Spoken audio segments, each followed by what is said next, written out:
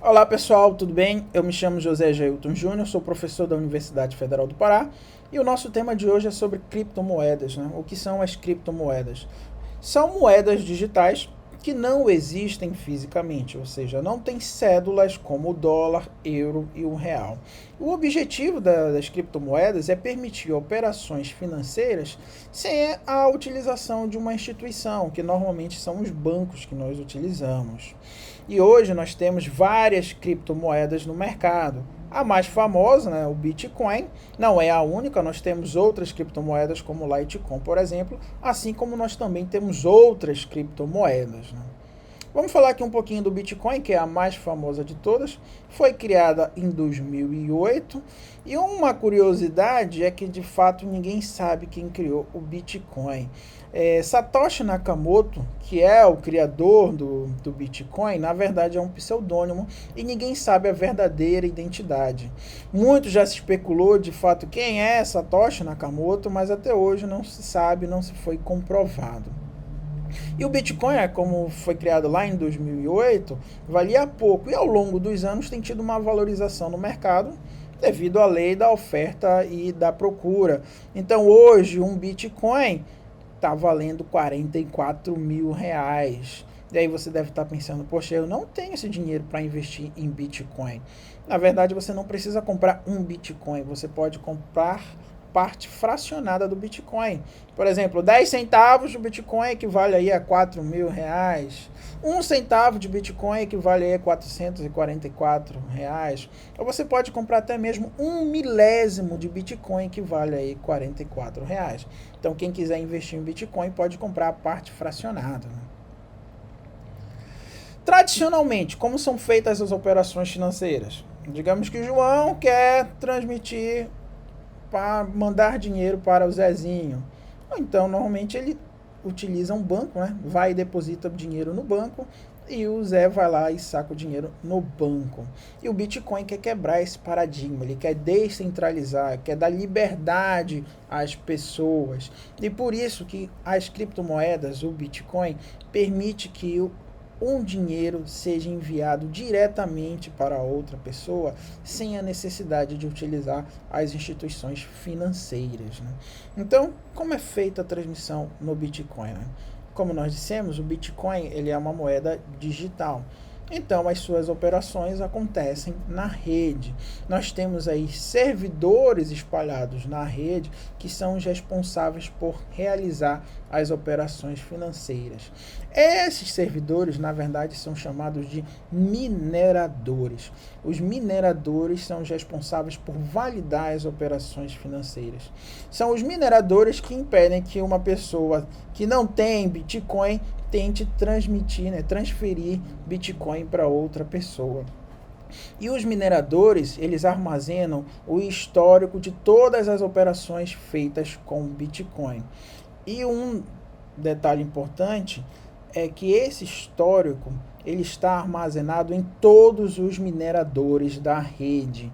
Isso aumenta a segurança do Bitcoin, porque aí não adiantaria, por exemplo, tentar alterar um histórico em um minerador, porque esse histórico está copiado entre todos os mineradores e aí daria um trabalho muito maior para um hacker tentar modificar o histórico em todos os mineradores da rede. Os mineradores são máquinas de alto processamento que consomem também alta energia e por isso que os donos dos mineradores são recompensados.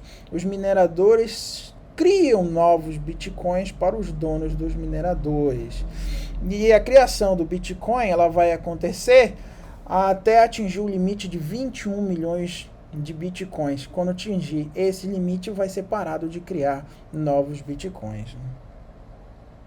E para falar da transmissão de Bitcoin, nós precisamos falar de uma tecnologia que é chamada de blockchain, cadeia de blocos, né?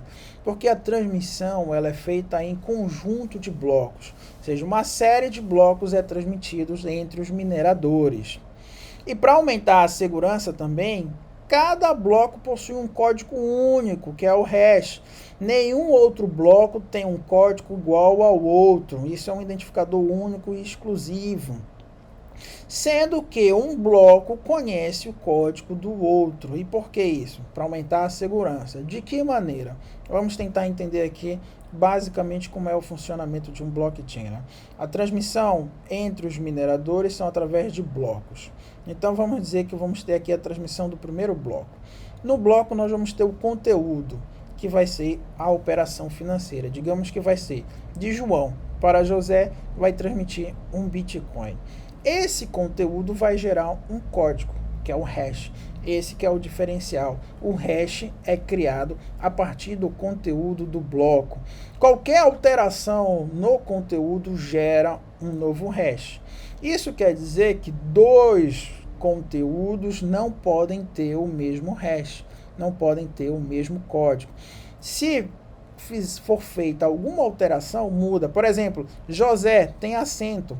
Se você escrever José sem acento, já vai gerar um outro hash, um outro código. Então, este conteúdo aí vai gerar um código, um hash. Digamos que gerou esse hash no primeiro bloco. E a transmissão ela é cadeia de blocos, ou seja, são transmitidos vários blocos de uma vez. Então, vamos à transmissão do bloco 2. Aí tem o conteúdo do bloco 2, aí Raul vai transmitir para o Beto 50 centavos aí de Bitcoin.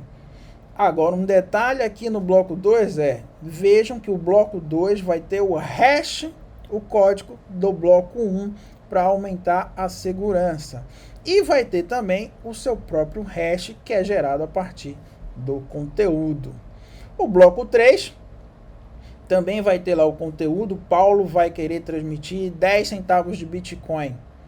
E aí, o bloco 3 vai ter o hash do bloco 2 e vai ter o seu próprio hash.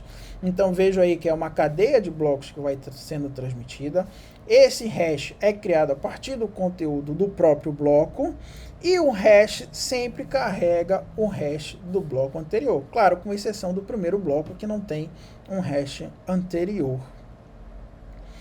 E aí, digamos que um hacker pega o bloco 1 e faz uma alteração. Olha que era de João para José e digamos que um hacker tenta alterar o bloco. E aí faz a seguinte mudança. De João para Vitor, um Bitcoin. Se a mudança for feita no conteúdo, o detalhe é que vai mudar o hash.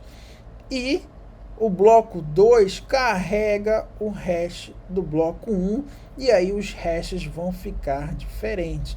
Então, se um conteúdo de um bloco for alterado, vai alterar o hash e isso vai dar diferente do bloco 2. E os mineradores vão verificar que existe essa diferença e vão verificar que tem alguma coisa de errado na transmissão. E aí você pode se perguntar, tá, digamos que um hacker consiga alterar o conteúdo mantendo o hash original.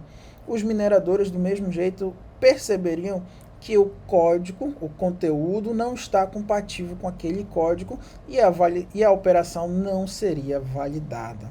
Então, o blockchain dá essa segurança para as operações do Bitcoin. E aí, para finalizarmos, eu vou contar aqui uma história para vocês, que é bem interessante, né? Que é o Bitcoin Pizza Day, né? A primeira compra utilizando o Bitcoin foram 2 pizzas em 2010. O detalhe é que essas pizzas custaram 10 mil Bitcoin.